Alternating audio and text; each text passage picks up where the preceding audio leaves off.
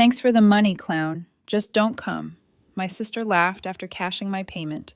I smiled and replied, perfect. That night, I secretly canceled every transfer and sent an official notice canceling the wedding. On the big day, a giant black box was rolled into the silent, empty venue. The show started after. Thanks for the money, clown. Just don't come. Emma laughed, her voice slicing through the family group chat like a blade. I stared at the message, the payment notification still fresh at the top of my screen. $2,500 gone. Straight into her account for wedding essentials, she said.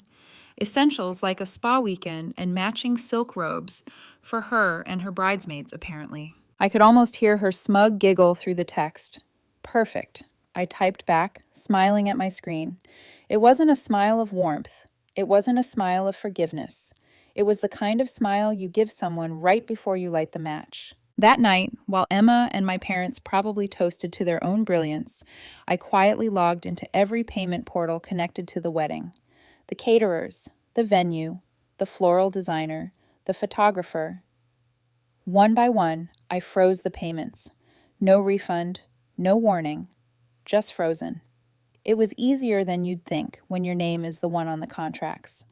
Funny thing about generosity, people love it until they realize it came with power they never understood. Then I sent the final message. Not to Emma, not to the family group chat. I sent it to the entire guest list, a simple BCC email. Subject, event update. Body, the wedding of Emma and Derek has been canceled. Please do not attend the venue. Further details to come. Thank you for understanding.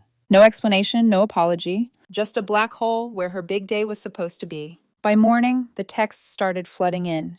Guests confused, vendors furious, Emma silent. The venue staff told me they had never seen anything like it. Chairs still in plastic, tables half assembled, florists arguing in the parking lot. And then came the delivery. On time, as I'd arranged, a giant black box, 6 feet wide, 10 feet tall, rolled into the empty, silent hall on a dolly. No one knew what was inside. Not yet. But they would. And when they did, no one would ever look at Emma the same way again. 2 months before all hell broke loose, I was still the fool who believed helping family mattered. Emma had been planning her wedding like it was the royal event of the decade. She wanted a custom venue, a designer dress, a statement cake, everything Instagrammable. And who did she turn to for help? Me. Because I had a steady job, because I didn't complain, because they knew I had savings, because I was the dependable one. It started small, a few hundred here and there. Can you cover the deposit? I'll pay you back next paycheck. Just help with the photographer. Mom said she'll split it. Every time there was a new promise, a new lie. And every time I told myself it was family. It was Emma, my little sister. But deep down I knew better. Dad, of course, had his own brand of poison. He didn't ask for money outright. He demanded it. Real men don't nickel and dime their family, he said once after I hesitated to hand over a credit card for a small emergency expense. Mom played the silent martyr. It's just until after the wedding, she'd sigh, like she was carrying the weight of the world and not, enabling a spoiled adult child. The others were worse. My cousin started making jokes at a family barbecue. One of them said, loud enough for everyone to hear, "When's Emma going to add sponsor Big Sister to the wedding invites?" Everyone laughed, even Emma. I laughed too. Tight, fake, counting backward from 10, so I didn't throw a beer bottle across the yard. Then came the worst part. The family group chat blew up one night when Emma posted a photo of herself holding the custom wedding dress. $8,000 worth of lace and fantasy. Underneath, she wrote, "Thank you to the real ones who made this happen. Couldn't have done it without my amazing friends and my future husband." No mention of me, not even a tag. I stared at the screen for a long time, feeling something in my chest twist and tear. I hadn't just given money, I had paid for that dress. When I confronted her about it, she laughed, actually laughed, and said, "Relax, it's not like it matters. You're just the wallet, not the vibe." And my parents? Dad clapped me on the back and said, "Well, daughter, you can't buy love. Learn that before you end up alone." That was their view of me, a clown who paid the bill and stayed out of the photos. Then it got worse. 2 weeks before the wedding, I noticed $1,200 missing from my checking account. Unauthorized transfer. Guess whose name was on the linked account? Emma's. When I confronted her, she said it was a mistake, that she thought it was her own account. And besides, what was the big deal when I made so much anyway? I froze. This wasn't just rudeness. This was theft. This was betrayal wrapped in a fake smile and glittering acrylic nails. I told Mom. She hushed me. Let's not ruin the wedding with drama. I told Dad. He barked. You're a grown woman crying over a few bucks. I realized in that moment that I was alone, and I had been for a long time. The public humiliation came next. The final slap landed a week before the big day. Emma posted a TikTok. I didn't even know she'd filmed it. It was me waiting outside a bridal shop with her dress bag in hand, standing awkwardly, scrolling my phone. She added a caption, "When your wedding sponsor is your sister, #thanks for the money." It went viral. Tens of thousands of views. Hundreds of comments laughing at the pathetic sister paying for everything. Someone even recognized me from work. "Yo, is this you?" my coworker texted with a screenshot. I went numb, and then something inside me turned to ice. That same night, while scrolling through her wedding planning app, which she'd accidentally left logged in on my laptop once, I found everything. Spreadsheets showing exactly how she divided the sponsor money between friends and spa days, group chats where she called me Plan B and Walking ATM, voice memos joking about how she could fake cry if I ever got suspicious. It wasn't just one bad moment. It was deliberate. It was rehearsed. It was who they were. I downloaded everything, every chat, every voice memo, every receipt. Then I sat back in my chair, staring at the dark window, city lights blinking like indifferent stars, and I decided they wanted a clown. Fine, I'd give them the greatest show on earth. The final payments for the venue were due 2 days before the wedding. Guess whose card was on file? Mine. I could have simply canceled everything, but that would have been mercy. I wanted them to watch it crumble. Instead, I froze every payment. The venue, frozen. The caterer, frozen. The floral designer, frozen. The DJ, frozen. I didn't call. I didn't explain. I simply let the silence grow. Meanwhile, I sent out the message to the guests. Wedding canceled. Please do not attend. And I arranged for one last delivery to the venue. The giant black box. They would see it. Everyone would.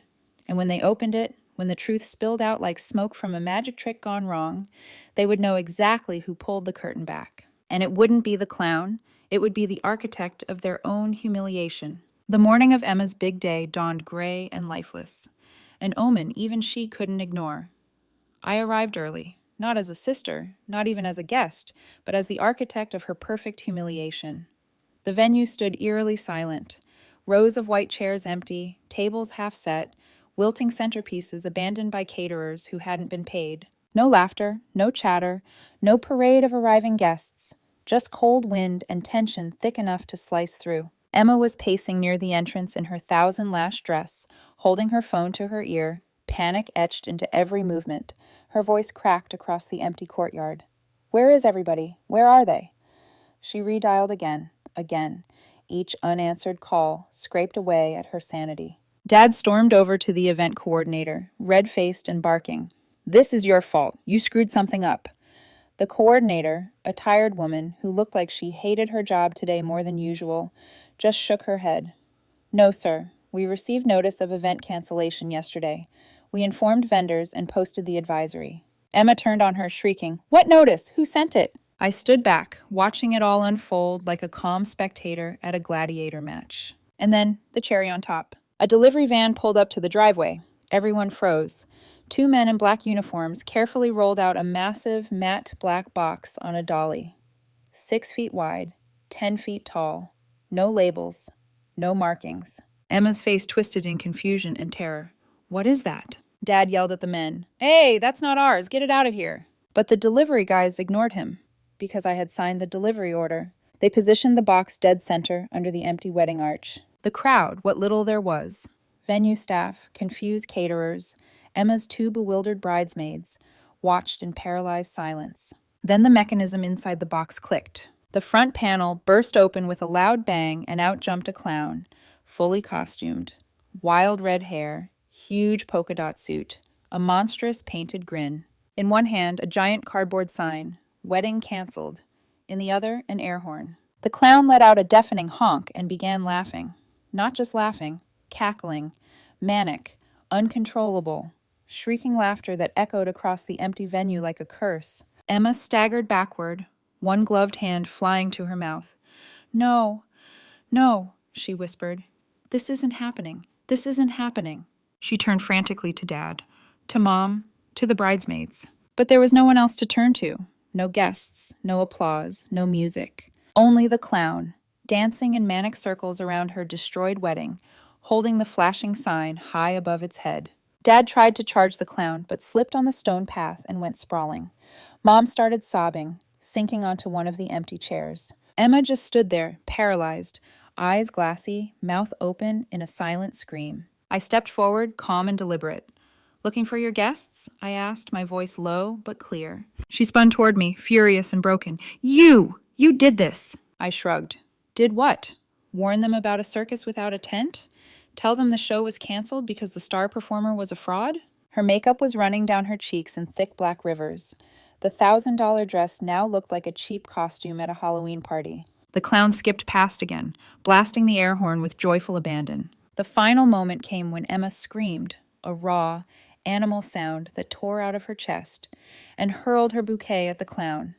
It missed by a mile. The clown bowed theatrically, still laughing, then somersaulted onto the grass, waving goodbye like a performer exiting stage left. It was over. Not with a bang, not with a whispered apology, but with a scream, a clown, and a grown woman in a muddy white dress, standing alone under an empty arch. I turned and walked away. The sound of that hysterical, hollow laughter followed me like a soundtrack, the perfect ending to a play that had been rigged against me from the start. But now I was the director, and their show was canceled. I didn't stay to watch the final collapse. Didn't need to. Some things you just know are burning even when you turn your back on them. That night, I checked my phone only once. Dozens of missed calls from Mom, several from Dad. Emma, unbelievably, left a string of voicemails swinging between begging and threatening. Fix this. I'll sue you. Please. You don't understand. You're still my sister. I didn't reply, not to a single one. Instead, I sat at my kitchen table in the small apartment I was already half-packed to leave and watched the city lights blink outside. There was something liberating about the silence, about the fact that, for the first time in years, they couldn't reach me. The aftermath came quickly. In the next days, their stories started to shift. Emma posted cryptic messages online. Sometimes family betrays you in the worst ways.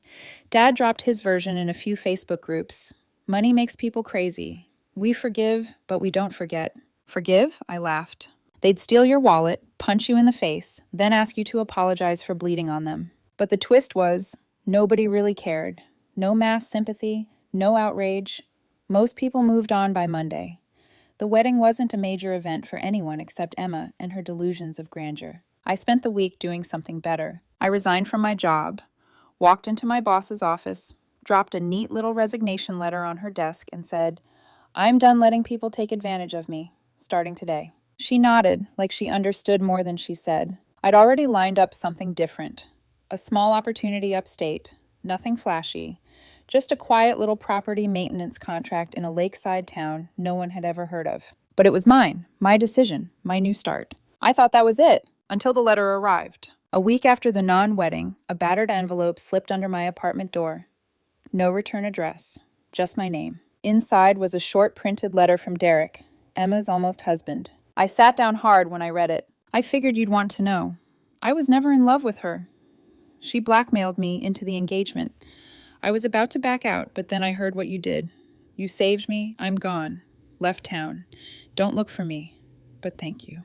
Blackmailed. The word echoed. I reread it 3 times. Derek wasn't a spineless fool like I'd thought. He was trapped, manipulated, same as I'd been for years.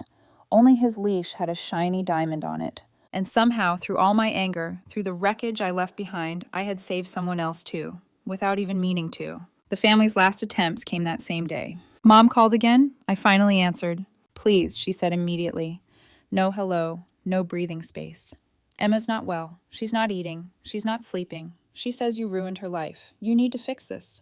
Not my circus, I said calmly. Not my monkeys. You were supposed to be her sister, Mom snapped, the syrup of fake concern slipping. You think leaving her like this makes you better? I smiled, unseen. It doesn't make me better, I said. It makes me free. I hung up. I blocked their numbers, changed my email, deleted the old group chats, sign the new lease. Before I left town, I made one final stop. The bank. See, a few months ago, when Emma was busy collecting money for her fantasy wedding, she had also convinced my parents to co-sign a loan using my name as emergency backup. They thought I'd never notice, thought I'd always be there to bail them out. They were wrong. I handed the bank a stack of documents, proof of fraud, withdrawal of consent, request for full investigation. Their little financial house of cards was about to collapse in ways they hadn't even imagined. The very foundation they built their lives on, my forgiveness, my silence, my willingness to clean up their mess, was gone. Now they'd have to live in the rubble. The new beginning came quietly. 2 weeks later, I was standing on a small porch overlooking a silver lake. No buzzing phones, no urgent texts, no fake tears, just wind in the trees and the first smell of autumn in the air. I signed the final papers that morning. The maintenance business was officially mine. Old, a little worn down, but honest. And with it came a small cabin. Nothing fancy, but solid. I moved in that same day, carried everything myself, box after box. Not a single thing from my old life made it across the threshold. When I was done, I changed my phone number, printed it out, framed it, and hung it over the door. Right above it, a small wooden sign I carved myself. No clowns allowed. 3 months later, a letter showed up. No name on the envelope, no stamp, hand delivered. I opened it on the porch of my cabin under a sky smeared with gold and blue. Inside was a single sheet of paper. You should come home. Emma's in therapy now. She forgives you. Mom says Christmas won't be the same without you. Dad says we all made mistakes. I read it twice, laughed once. Forgives me. They still didn't get it. I wasn't waiting for forgiveness. I wasn't asking for a seat at the rotten table. I built my own table, and it didn't have room for thieves, liars, or people who only loved you when your wallet was open. The last test came out of curiosity. I checked my old Facebook account quietly under a burner profile. Emma had posted again, a photo of a sad, half-empty Christmas dinner table. Caption: Some people will always choose pride over family. Hope you're happy. Dad had commented underneath. Forgive and forget even when they abandon you. Mom added a sad face emoji. They were still playing the same broken record, still rewriting history with the same cheap ink, still pretending that love meant obedience, still pretending that if they cried loud enough, I'd come crawling back to fix the mess they made. That was when it finally clicked. It wasn't that they hated me. It wasn't even that they didn't love me. They just loved what I could do for them. They loved my silence, loved my guilt, loved my reliability. Without it, they were nothing. And I wasn't broken anymore. I didn't need a war. I didn't need to explain myself to people who built an entire life where I was just a backup plan. I didn't even hate them. You can't hate a black hole for pulling things in. It's just what it does.